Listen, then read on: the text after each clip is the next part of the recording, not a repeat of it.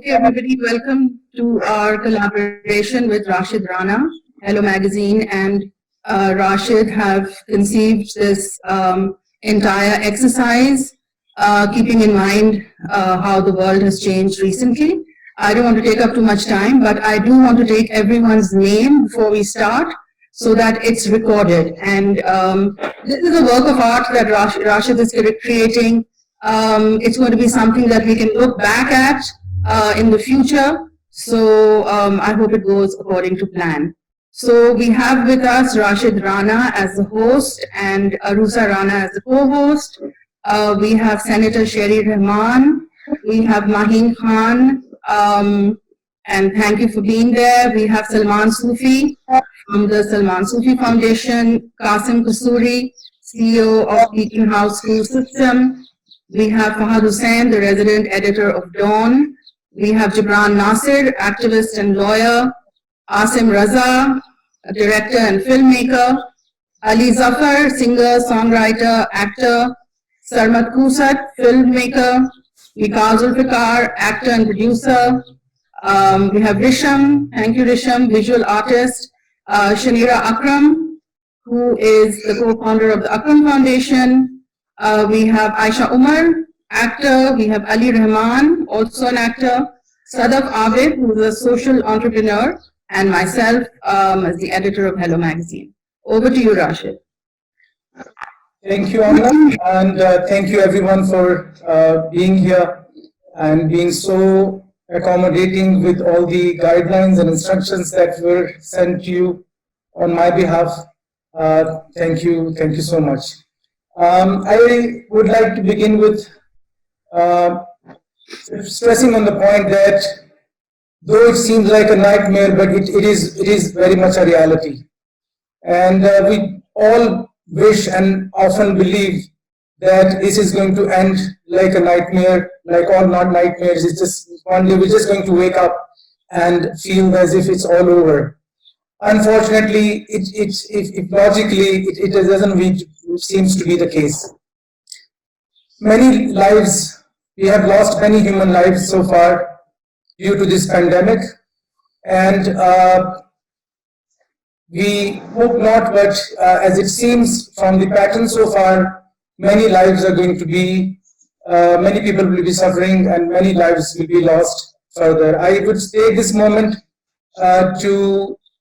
in the memory of people who are not with us now, if we can be silent for 30 seconds, and I would like to ask you to extend those 30 seconds into another minute, another 30 seconds, so be able to perhaps listen to each other's breathing and also value life that we still have, and then value life further, and then just start a discussion to make sense of this whole situation and to see what role we can contribute through this discussion. Historically, pandemics have forced humans to break with the past and imagine their world anew. This one is no different. It is a portal, a gateway between one world and the next. These are the words of Arundhati Roy. Do you think nature is getting a well-deserved break from humans? Answer in yes and no.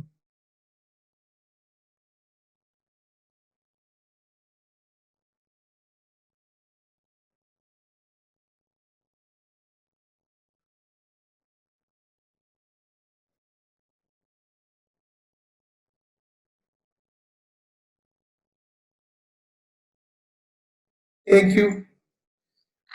Okay, there have been meetings regarding the outbreak at the highest level all over the world. However, now that the situation has been escalated, every country worldwide is busy handling the breakout within their own territories. Do you think there has been a collective response that a global challenge of this scale requires?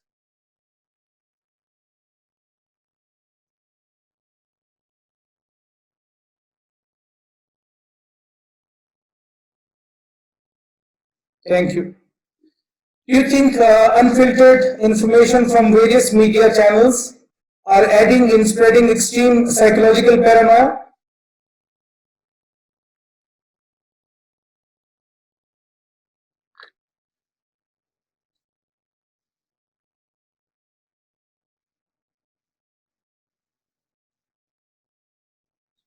All right, thank you.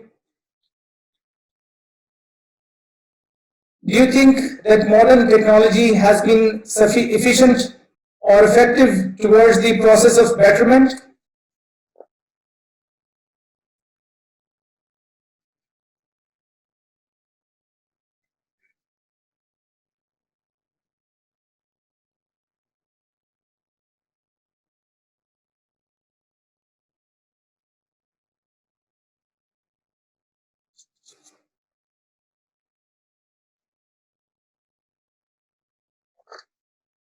Can we have everyone showing at one time, please, because we missed the collective view.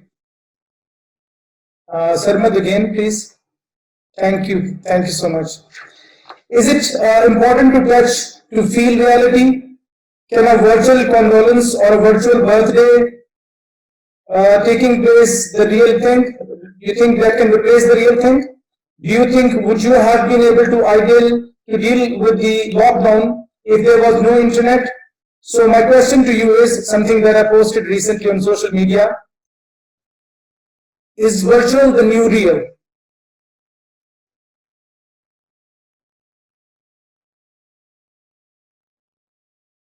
And it's not in our control, I suppose. Can we have the answer collectively, please? Is virtual the new real? Thank you. As we decode the change, as we gear ourselves to fight a battle unknown, a timeline undefined, our only ammunition is isolation. Where there's no physical connection to people and also not much physical activity, different psychologically responses to the ways of living life may lead us to behave in unexpected ways. Do you think after the end of the pandemic, the expression of life will change and will not remain the same? Do you think we are in for a change forever? Will things ever be same? That's the question.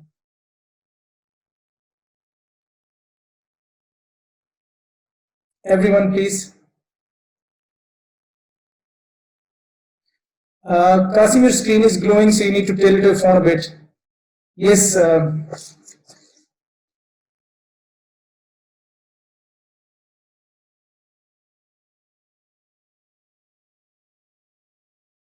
Do you think that this current pandemic incident is related to, in any way, to bioterrorism?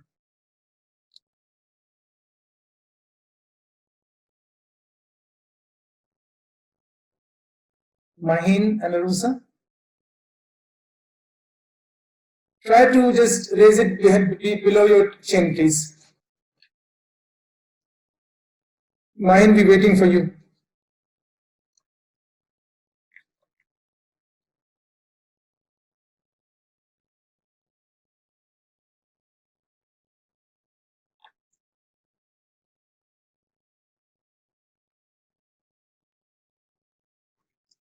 Okay, thank you. Are you feeling more productive without the shackles of social obligations?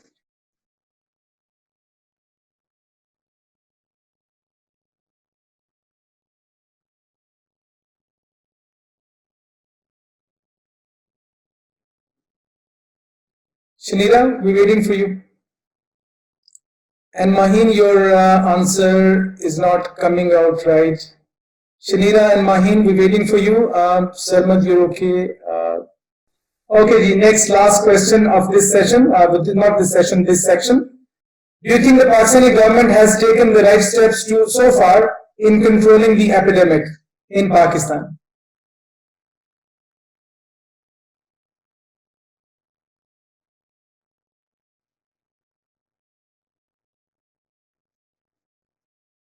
Aisha, we're waiting for you. It's an important question. Okay, thank you.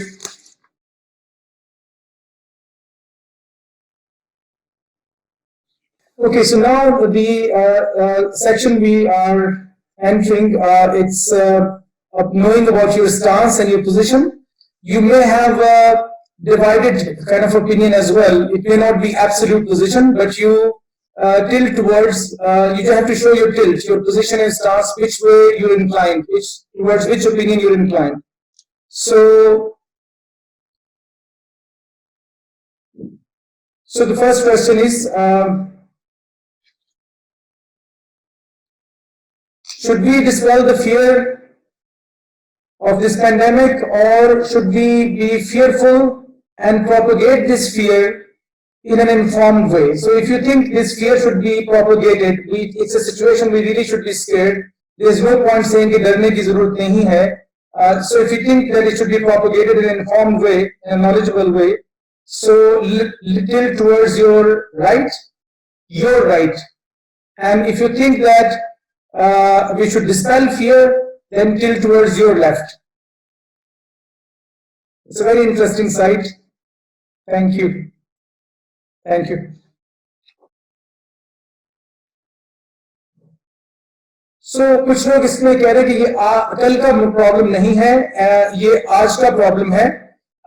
We have to deal with it as an emergency rather than waiting for an emergent situation and then do this wait and see and keep on adjusting your plans and plan of actions. So do you think it is now or never situation, has to be dealt immediately with extreme measures, or do you think that it is something which has to be dealt by seeing the developing and emergent situation mostly? So you can remain in the middle as well. If you think that it is now or never, then you should tilt towards your left. And if you think that emergent situation के मुताबिक response होना चाहिए, then you move towards your right. Left, if you're in favor of now or never, your left. Thank you.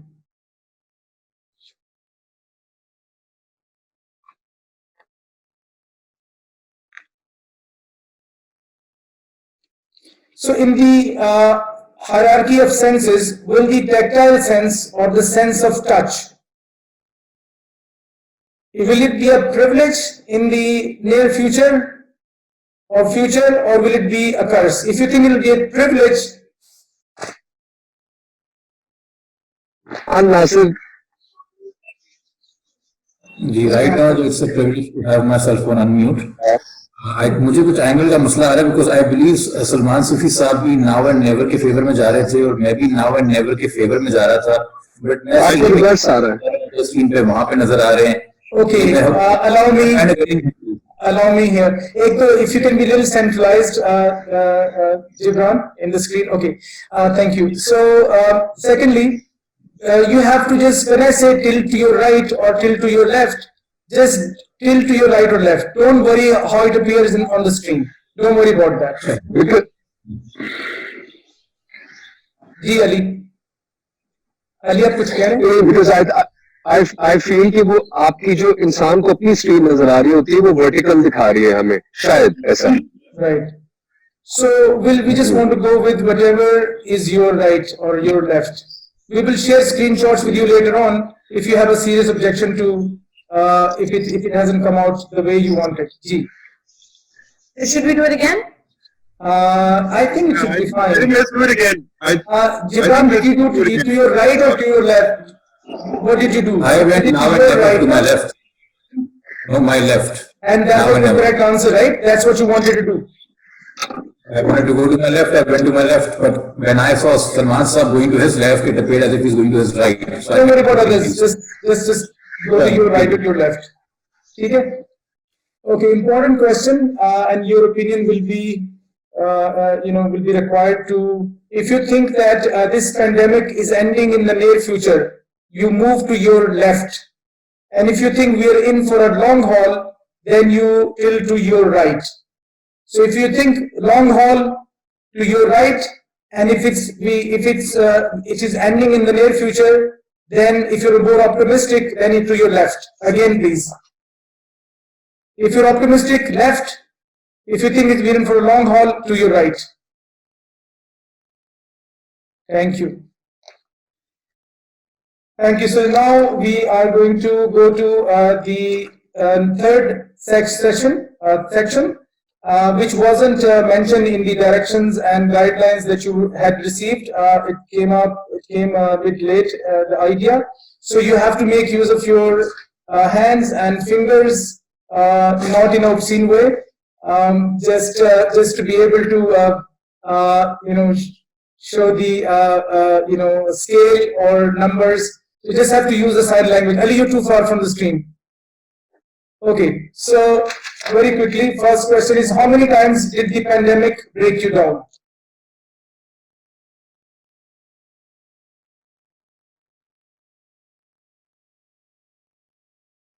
Okay, good. Next question, in how many years do you think we will go back to the handshake?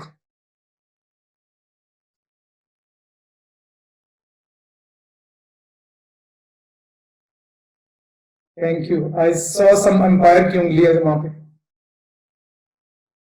Okay, third question is, how many times did you disconnect from the media intentionally for the anxiety it was giving you? Sorry, Fahad. Fahad is 0. Okay, thank you. How many times did you step out of your house in a week?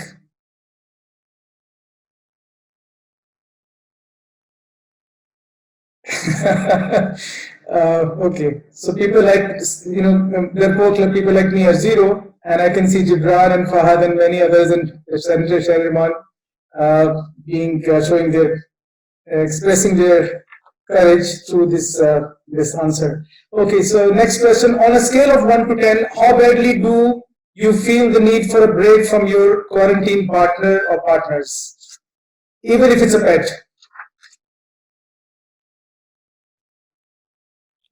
I hope you're not lying.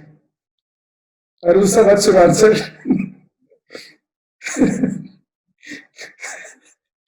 Go for it, Aroosa. Lion. Okay. On a scale of 1 to 10, how anxious are you about going back to your routine? If you're already not on your routine, some people haven't changed their routine, I guess. How anxious are you to go back to your routine? Thank you. Thank you. That was great. And I think we got some great visuals. And then let's move to the fourth section, which is for even more visual, where you will have to share 3 objects and images. The first one is to share a book that you have read recently, and whether you fell in love or not, let's not make that a requirement. If you can just share a book that you have read recently. And this time you can hide your face if you want to, so we will even see the title of the book you have been enjoying. It's already becoming a very interesting visual, guys. Okay,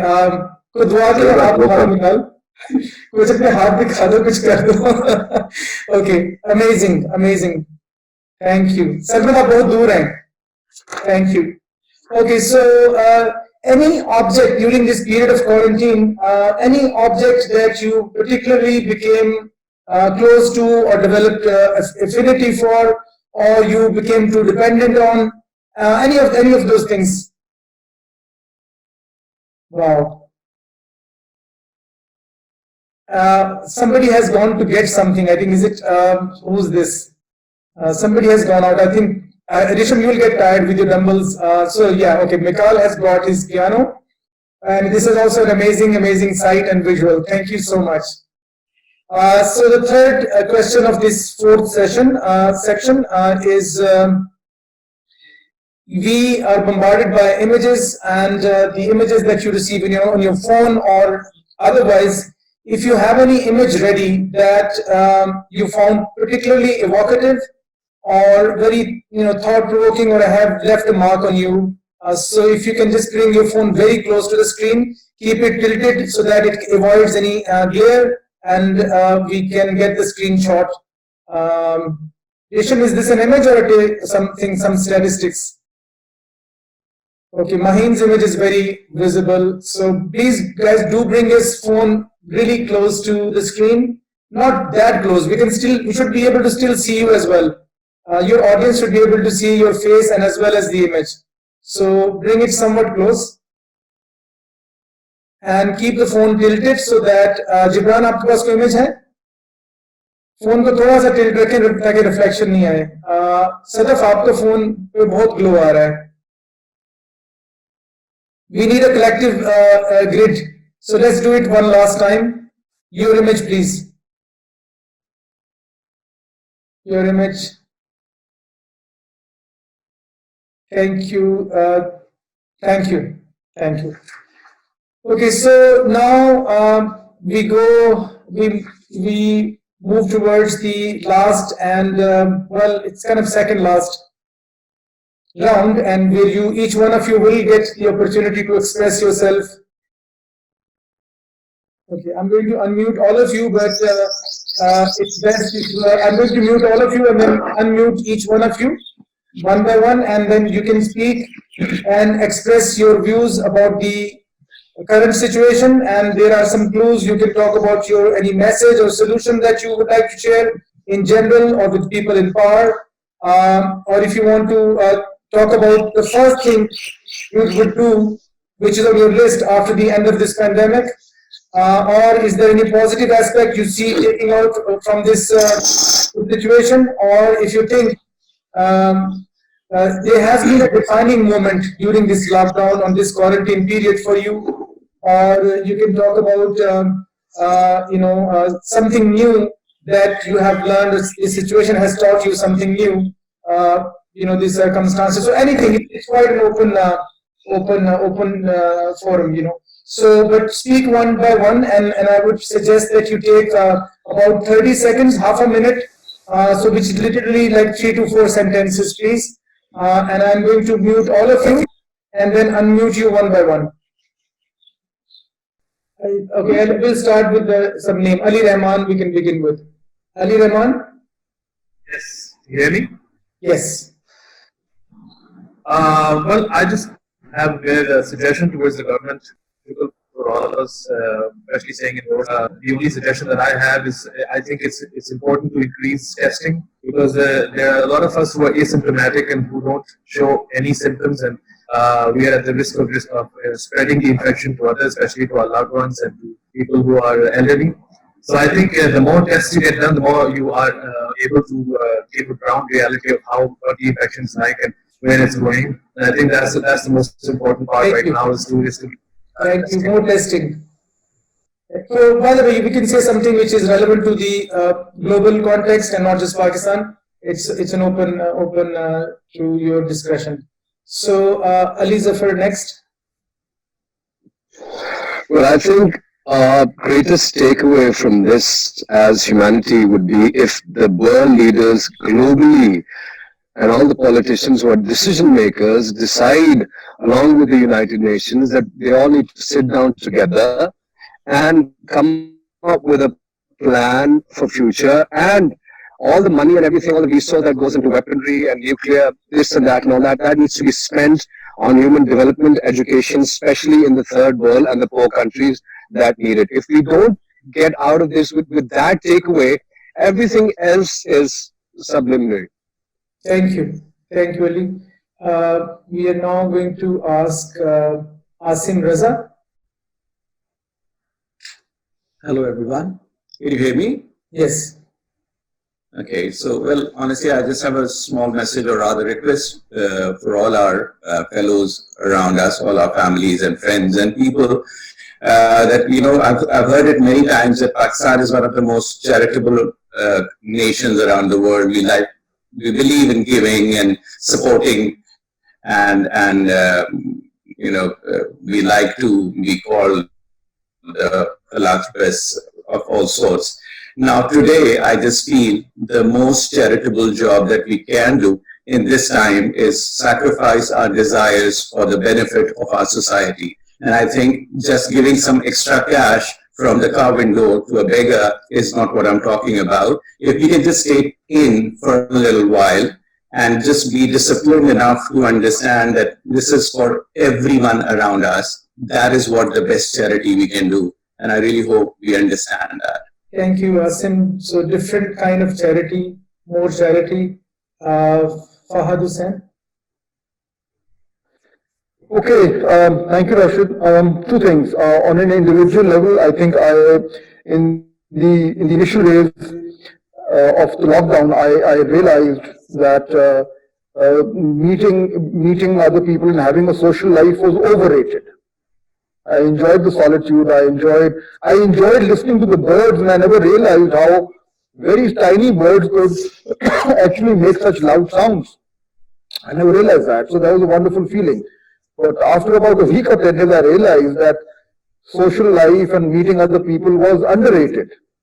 Because, you really require to meet people. So I'm now really looking forward to returning to a life where one can have people come visit and interact and exchange ideas and actually the power of a handshake or the comfort of an embrace. I think I missed that. So that's something which I hope we come back on a more national level. I think we've also realized the critical importance of your leaders being clear, and when they vacillate, and when they differ, and when they go, yes, this is okay, but also this is okay. When they don't get it, and when they don't get it, the price that we have to pay. So I think the clarity in terms of your leadership, that was tested. And I think the criticality of that was, at least in the beginning, not. That I believe we have to speak much louder, and all of us speak much louder. Thank you, Fahad. I'm going to unmute you, and the next person is Jibran Nasir.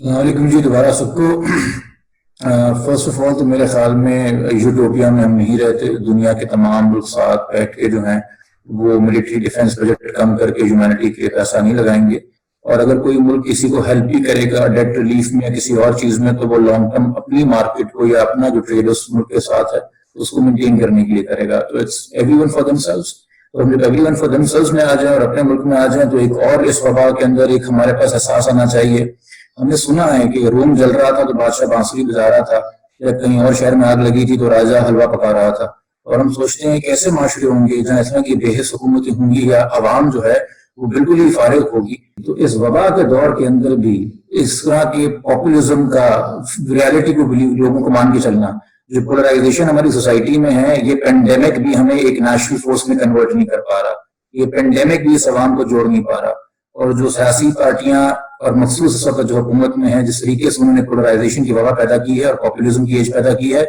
सफेद झूठ बोलते हैं और expect करते हैं कि अवाम मानेगी मुझे मुस्तकबिल रोशन यहीं से नजर नहीं आता हमें होश के नाखून लेने चाहिए खासतौर पर वो जिनके पास वक्त और वसाइल हैं कि वो सोच सके कौम के मुस्तकबिल के बारे में बाकी अवाम तो 150 नौकरी कर रही है घर चलाने के लिए ठीक है so we have next person is Qasim Kasuri.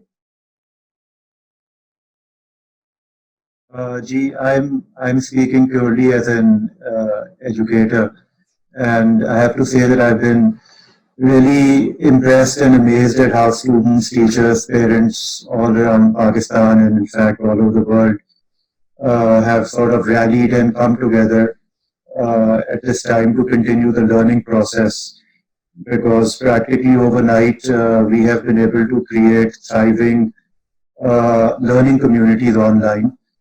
Which I personally feel have the power to go beyond what is typically possible within the four walls of a classroom.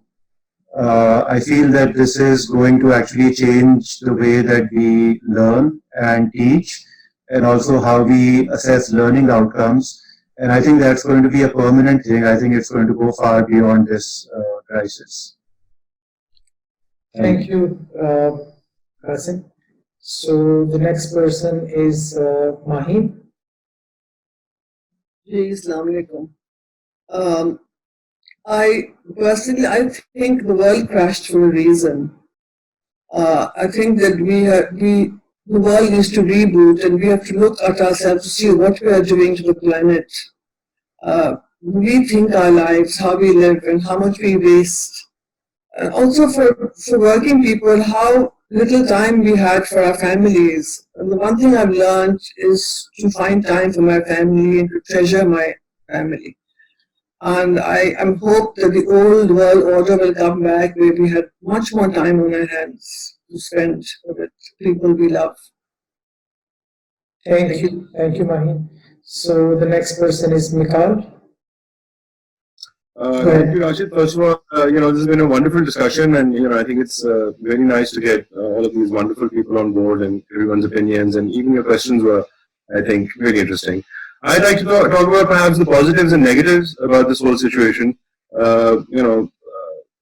Like what Maheen said, I think that the world was telling us to slow down, and there were clear signs at the end of last year and the beginning of this year about how global warming had started to affect us.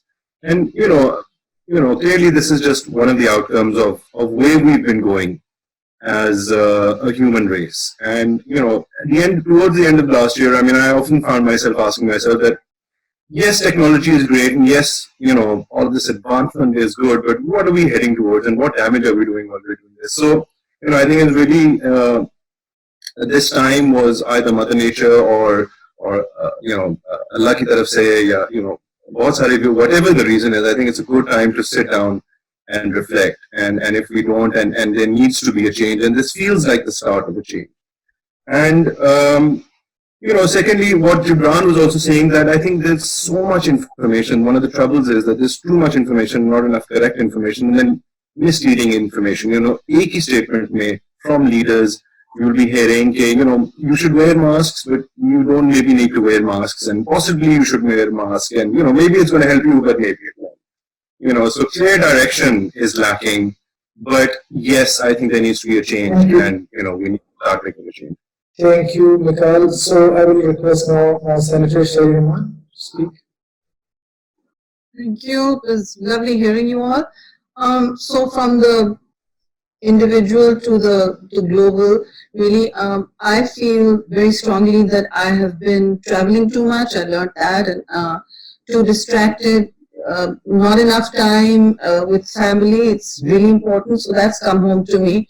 And I'm very clear, I don't want to go back to the old life. Much as I love to meet my friends, I really do. I do want to contract my social engagements. Some of those are, just busy work, and I don't want to go back to that. I want to spend quality time with friends and family, close friends and family. Secondly, quickly, on a national level, we need to have learned something, really, all of us, and that includes decision makers, everyone. I've been obsessed this year with climate change the last year, and I set up a climate change caucus in the Senate, which I lead, and it's across the board and amazing interest, but we're not able to affect change. The second thing we really need to have learned as a country and to push for is that we are spending 1% of our GDP or less than 1% of our GDP on health. And whereas our philanthropy actually amounts to 1% of our GDP. So it's something to think about. We're good people, but we're strategically adrift. Muddling through is not an option. We've got to be clear. We've got to make changes. And for that, everyone's pressure will be needed. Government is never a one-way street. Democracy isn't a one-way street. It needs push and pull from people. And lastly, very quickly, because I don't want to take up more time, I feel that at a multilateral level, the globe should have learned something, that the whole business of resetting is unfortunately unlikely to happen given the rise of global populism and ultranationalisms even next door. And we're not going to see a new world order emerge like after the Second World War. There was the UN, there was all these multilateral agencies and wonderful objectives global. I hope I'm wrong, but I don't see that emerging. However, that does not exempt or excuse us at the national level from making really fundamental changes. Thank you. Aisha, go ahead. Yeah, so everybody's been talking on a collective level, and I just want to say that this has had like an individual, if you talk on an individual level, it's impacted all of us individually in a very deep way. We obviously were thinking of globally and in like collectively how it's impacting the entire planet, all of us. But individually, I feel that I have to agree with Rashid Rana. I don't think that I want to engage in so much social interaction when the lockdown's over. I think we don't need to. I think we spend very little time with ourselves, and we really need to be more physically distant, even when things go back to normal. Because I think it's very important to spend time with yourself and figure out what you want and what you can do. Because I think creatively we were all becoming really kind of stagnated. And gratitude is something that I think we have learned a bit more of. The first 3 days when I was in isolation, because I'm all alone, I have no help, no company, no friends, it's just me and my apartment, I was complaining about being alone and having to do everything myself. And then I cut my hand really badly and I couldn't do anything for 3 days. And then I was like, we take little things for granted, like our limbs and our physical state. And I just feel like we are capable of doing everything ourselves. We are capable of taking care of ourselves. We really don't really need anybody. Thank you, Aisha. Okay, so Yasham Sayed? I think almost, everything's been said.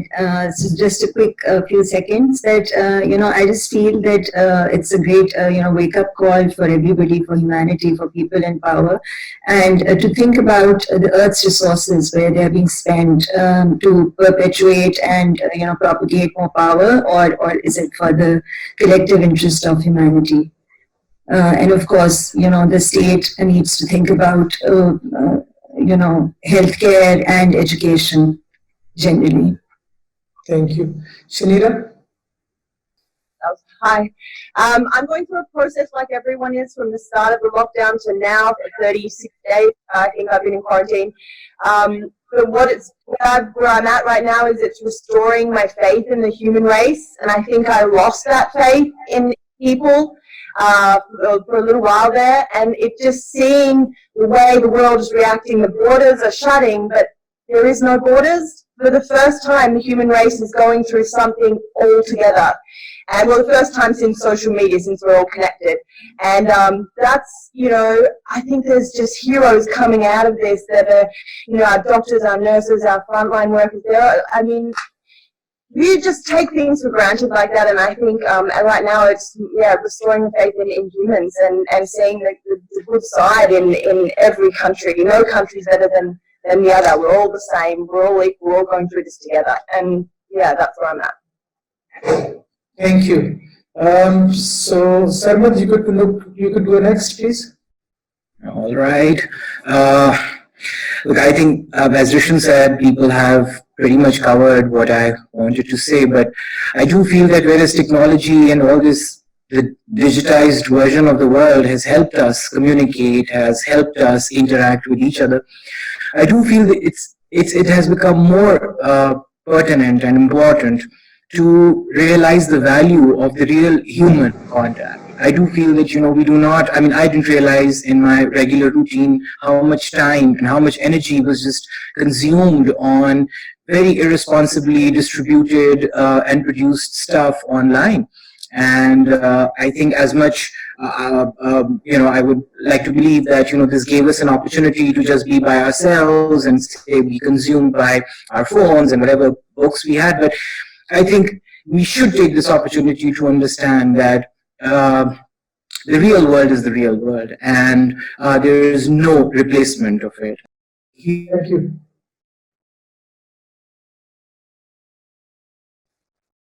Sadaf, would you like to go next? So for me, the pandemic has highlighted the tremendous power of technology. However, there are billions around the world who do not have access, especially women and girls. So in today's world, it is even more important for us to bring technology and digital skills to women and girls, both in Pakistan and around the world, so we can build a more equitable and inclusive world. I see this as a moment of reflection, where as humanity, it is important for us to pause and see what do we need to do differently. I also hope that when we meet again in person, we will meet with a strong commitment to build an equitable world. a world where everyone is respected and we appreciate human beings and the planet. Thank you. Salman Sufi? So, please, Salman, go ahead. So thank you very much. It was a pleasure to be with everyone. This virus, this nanometer virus, has put a lot of things in perspective, and I just have learned that life is too short to waste on anything else. We take a lot of things for granted, and I just have a lesson for myself first that I'm gonna spend as much time as possible on doing new projects, helping people as much as possible. And because this virus has really taught us that even 1 second, our whole world can change. And in spite of the resources that we have, the money that we have, the power that we have, we all are very vulnerable to something as small as like this coronavirus. So I'm just going to spend more time doing more projects and trying to help more people as possible. Thank you. We have one more person left, that is Aroosa, or as it, yeah.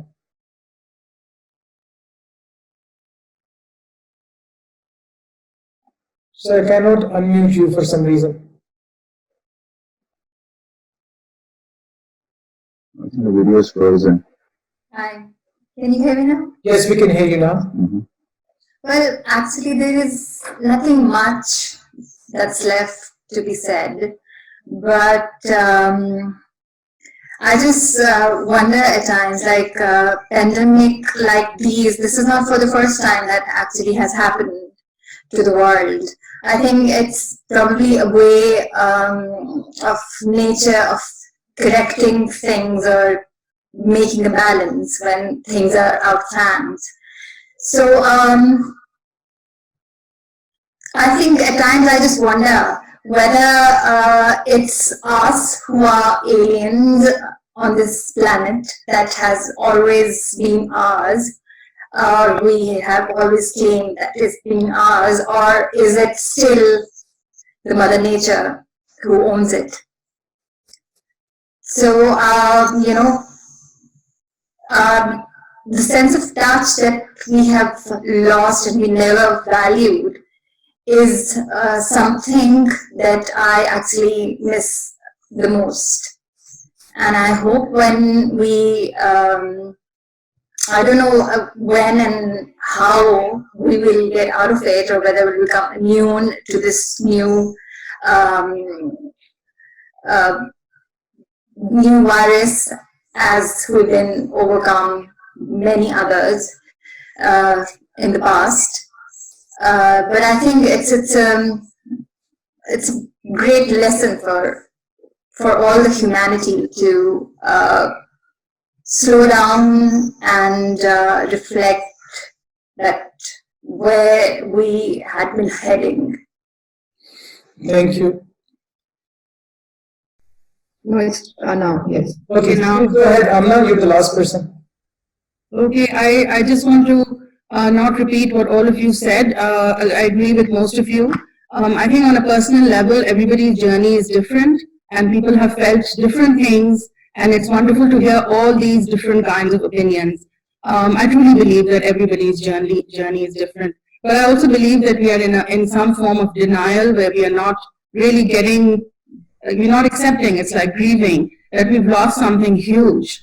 We've lost something, our past life as we knew it. It's a watershed in history that we are living through. And at times when I tell myself that, it really hits me very, very hard. So personally, that's what disturbs me. And personally, as I said, everybody's journey is different. For me, I've had a very nice time with my family, all in one house, and it's been great. At the macro level, it's extremely disturbing to have a leadership which is so casual and just so shaky. And I spend a lot of my time thinking about that. We are the lucky ones. We are the ones who can do stuff for ourselves, and we are lucky because we can do stuff for others as well. So it's not as much about us as about people who are not as lucky as us. And that is what I think about most of the time. And I think about the Prime Minister a lot. And I wish I could talk to him and tell him dude, you're going one hell of a wrong direction. And one last thing that disturbs me, I don't know if I should say it in this forum, all these mullahs, really, why can't they pass a law? Why can't we have the rule of law prevail in this country, where when once no is no, it's a no. We don't have that. I think about that way more than whether I'm comfortable or whether I baked a cake today or, wonderful birds in the garden. Yeah, it's nice, but we're in denial. The world has changed. The world has changed indeed. I can also think of multiple positives that one could take away from the situation, but I'm very reluctant to indulge in those for the fear of romanticizing the whole situation, which has resulted in losing so many lives all over the world. I believe that the problem is way more serious than we, the people of the world, think that it is. It's just the beginning of it. I hope I'm wrong, but all these statistics, all the things that patterns that we study in the last 3 months, it's a way more serious situation than many people think. I especially specifically dread the fact that what could happen in South Asia in particular, in India, Pakistan, Bangladesh, Sri Lanka, how this pattern, what route it will take if countries like US, where they are losing 2,000 people every day, they lost 3,000 plus people on 9/11, which becomes a hit marker in the history. So now they're losing 2,000 people every day. So that pattern in 4 weeks' time or 6 weeks' time, I'm really concerned what's going to happen in South Asia. And in this whole business and this task, I totally agree with you, Amna, whether it's the Prime Minister or other people collectively, whoever could play the part in that business of power, which includes us as well as people who create public opinion. So I think a lot has to be done. There is this stance of waiting for the situation, this wait and see situation stance. I think it's going to be can lead to horrific results. I don't think we have. It's आज का मसला है, ये कल का नहीं है. Something has to be done today. We should all stress on this fact more than ever before, and one should not be in any kind of worship of these politicians or leaders. We all human beings, and there's no harm in criticizing loudly and clearly.